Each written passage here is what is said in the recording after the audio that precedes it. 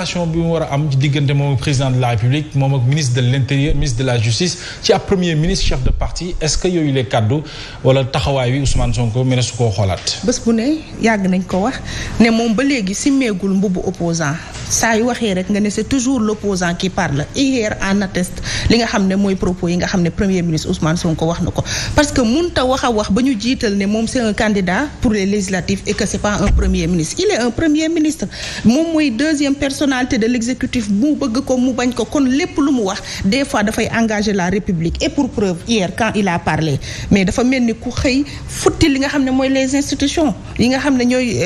c'est République bi wax nga ci ministre de la justice moom moo ko wax donc désormais ku ministre de la justice topp mën nga xalaat ne premier ministre moo joxe instruction bi ndax nee na le ministre de la justice man su ma ko waxee Déthié Fall bu mu fanaan këram wala toppal Déthié Fall dina ko topp kon c'est lui le premier ministre qui l'a dit kon on ne peut pas parler d'une justice indépendante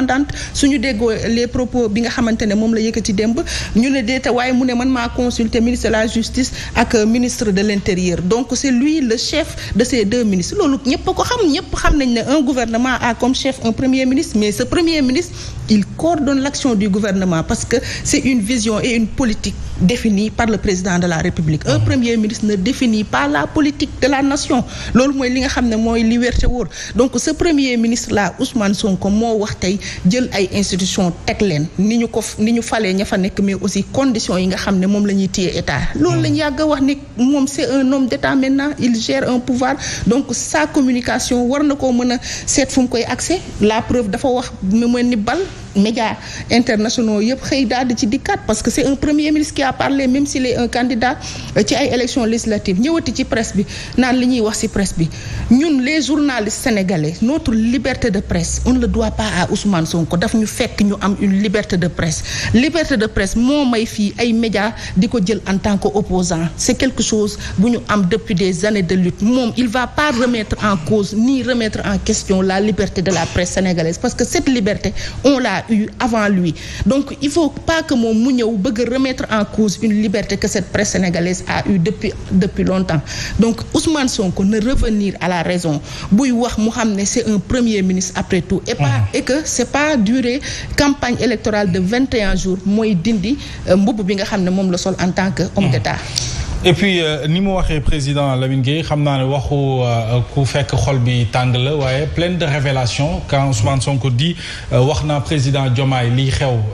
il faut que ñu taxaw ci waaye boobu ba léegi dégguma est-ce que warutoo xool rapport am entre le président de la République ak surtout ay nawleem ay ministres de la République ci bu nekkee ci place publique. même tey tax tuddaat na ko ci prise de parole bi ma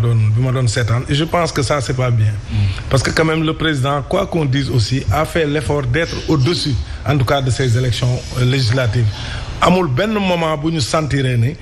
président Diomaye vraiment mi ngi teg ay pas yoo xam ne c'est partisan il s'est élevé au-dessus de tout le monde parlant de la violence avant la veille du démarrage de la campagne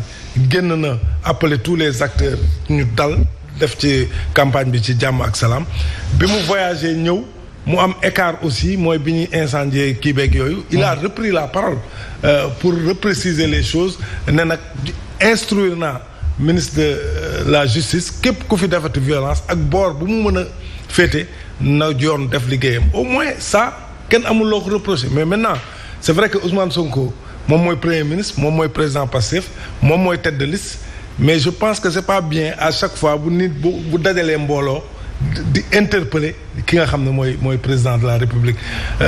tey sax dem na ba naan aussi ñun ñoo yor doole ji mais boo waxee bu ñu waree teg nit dara ñu ne nañ ko oyofal xam nga loolu aussi dafa nekk c'est-à-dire il est dans les détails te gis nga kilifa day éviter di wax ci détail gis nga yàlla alxuraan sax boo xoolee ci ay concept rek lay wax mais du détail donc jàpp naa ne am na lu ñu war a joyanti Ousmane Sonko doit faire l'effort mu am lu mu joyanti xoolaat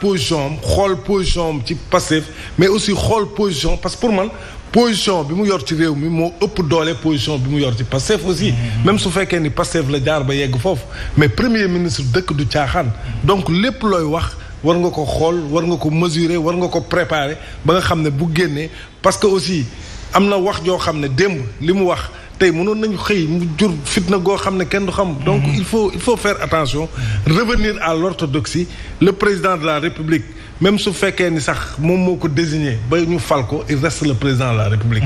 moom la tànn def ko premier ministre il faut que relation yooyu aussi ñu xool ko être premier ministre ne veut pas dire que aussi da nga war a jox ay injonction yoo xam ne teguwul ci yoon nga ministre de la justice wala ministre de l'intérieur tey aussi premier ministre mënul wax ministre de l'intérieur arrêté Ndeye Fatou te Ndeye Fatou deful dara ñu koy arrêté. loolu lañ doon xeex il y a 6-7 mois. donc je pense que il faut que nit ñi ñëwaat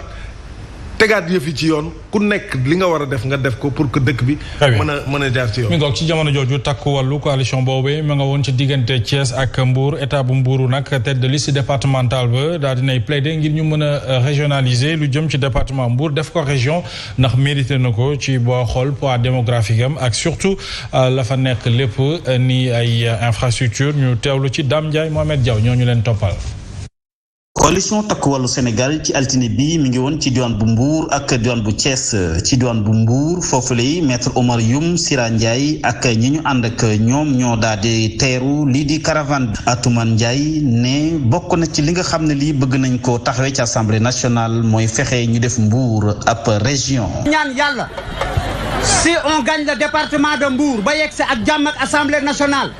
Premier projet de loi bi ñuy teg sur la table du futur président de l'Assemblée nationale c'est la régionalisation du département de Mbour.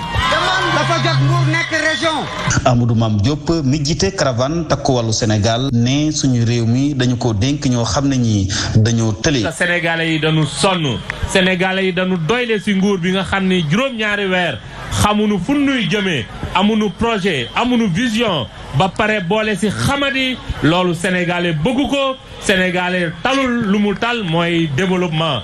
Abdoulaye Diène woteel sàmm sa kàddu ci diwaan bu Thiès dong mooy tax jafe-jafe yi nga xam ne régime bu bees bi ñu ngi ñu koy teg ñu mën koo teggi. sunu réew mi jafe-jafe yi ci dund bi am na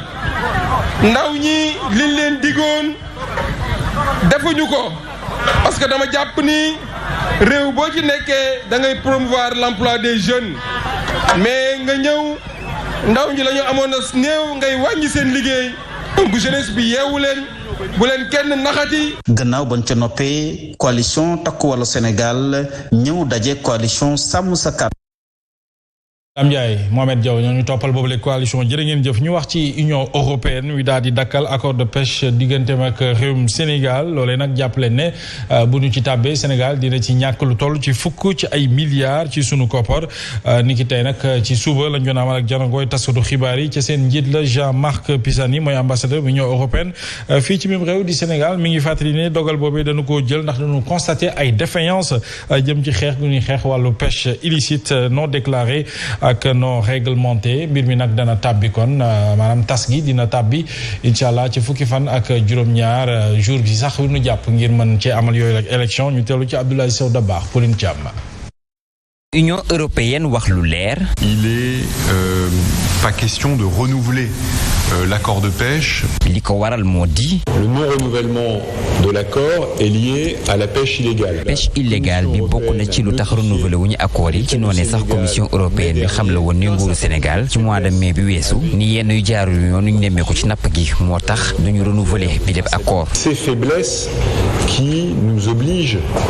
à ne pas renouveler l'accord. xaatim déggoo bu doxoon diggante Sénégal ak UE jëm ci wàllub napp gi fukki fan ak juróom-ñaar ci weer wile lay jeex. Le non-renouvellement, ça implique que les bateaux européens. day wane rek ni bateaux européens yi dootuñu napp ci waaxu Sénégal li ko dalee dimanche bii di ñëw. À partir de dimanche à minuit. ci boobu leen lëkkaloo Sénégal gagné wu ci lu mooy fukki milliards ci diiru accord bile di juróomi at. 10 milliards de francs CFA.